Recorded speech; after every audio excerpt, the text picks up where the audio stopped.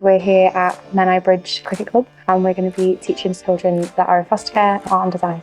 We'll be working two separate groups. We've got two giant canvases. I already know what colours I want. Do you? I need to. It's going to be quite collaborative and they're going to get to create something that reminds them of home.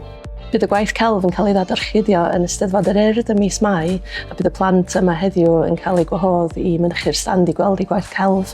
I was 5 when I went into care. I arrived with the clothes that I was wearing and my looked like colouring pencils and I've never really let go of them, to be honest. So today it's a full circle moment. Getting to deliver this to young people is really special. What did we start drawing first? Door. And where was the door? In the garden. In the garden. Oedd o'n roedd yn gyfeiriad. Dwi wedi meithu ar Ynys Môn ers 12 mlynedd. Dwi'n dod yma heddiw efo 3 plant. Dyn ni'n gwneud celf a siarad am pam mae'n pwysig I aros yn y ardal lleol.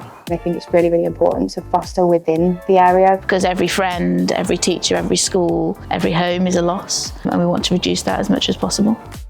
Staying local, it gives you like an anchor point. You've still got that semblance of familiarity. One of our first foster children was from the same town that my husband was born in, and they connected over memories, and that transpires into feelings of safety.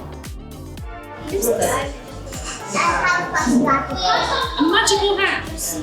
There's children here today that have been in my care previously.